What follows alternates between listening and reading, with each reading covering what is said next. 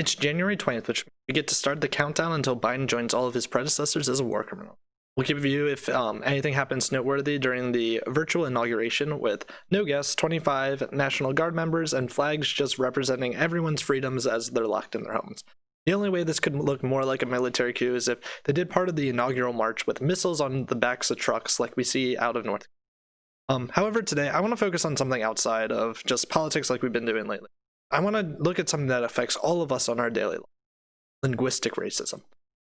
Have you never ever just not understood one of the accents of one of your colleagues? Well, you're a racist. Have you ever asked one of your teammates to repeat themselves because you didn't understand? Then you're a racist. Does one of your teammates just have a really quiet mic that you just have a hard time picking up? Well, you're a racist. From the College Fix, we have an article stating that a Michigan State professor is telling someone you can't understand their accent is linguistic racism.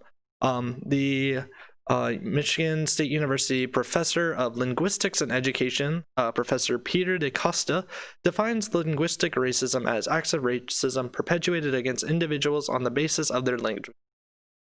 I do think there's legitimate criticism coming from here for having a policy in your workplace that individuals on their free time, if they're just hanging out in the coffee room, have to speak English or something like that. However, this really hits at some other things that just make it so like you can't do your job. Let's say I work in the software engineering field, and we have offshore teams, and a lot of the times they don't speak English as a primary language at all. Is it racist for me to ask them to, for me to try and understand just so I can do my job? What is the proper way to do it? Should I just ask them to send an email? That way we avoid all contact altogether. It seems like claims like this really don't actually tend to bring people together. The intention is to divide. This really comes at a pattern of this claim of linguistic racism that we've seen throughout the last year or so. We have another story here that dismantling anti-black linguistic racism is Shakespeare Guide earns support from academia. In the article, they say Jadwani, a South Asian director leading the effort, has created a guide that lists a number of problematic words in Shakespeare's plays.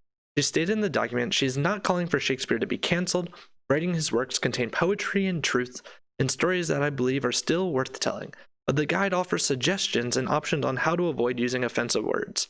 The guide contains words such as black, master, slave, and continued. There's another similar story. Black linguistic justice. Professors demand end to standard English as the norm. A National Professional Association of Writing Instructors recently published a list of demands that argued the current emphasis on standard English is rooted in racism and called for a complete overhaul of how language is taught. It was published by a subcommittee with the Conference on College Composition and Communication, part of the National Council of Teachers of English. The statement called for an end to white mainstream English, arguing such an action would decolonize students' minds and the English language, as well as help students unlearn white supremacy. So, I guess I see this, and maybe this is my white imperialist mind thinking, but when you take a math class, you generally learn, the history of math in a way.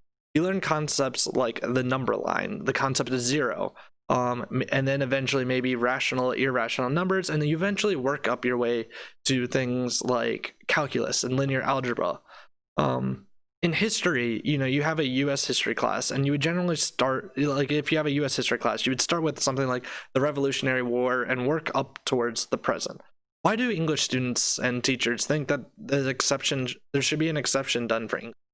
It feels like an important part of the curriculum of English would include the history of English and, how English was taught in the time of Shakespeare and the culture around him that, shaped that education. Maybe, it's just my racist mind of thought, but, saying Shakespeare is bad because he was a product of his culture, to me, seems racist.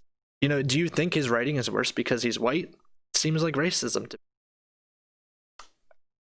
Honestly, the same claims that they use for ageism, sexism can be really pointed right at them here as a form of bigotry. If you ever looked into Christian theology, one of the main theologians around the 5th century was Thomas Aquinas. One of his major theories were those of the existential transcendence. This was really explaining how close something is to God. These transcendentals were goodness, beauty, and truth. Regardless of your spiritual beliefs, this idea is something that penetrates every culture. There's always value in being morally upright. There's always value in creating and sharing one's artistic abilities. And there's always value in avoiding lying and working towards a more ordered individual and society. What we see with these professors is the breakdown of that society. They want you to lie and pretend you understand others at your job, and then you're unable to fulfill your duty, unable to complete your job, unable to provide for your family. Just the result of that.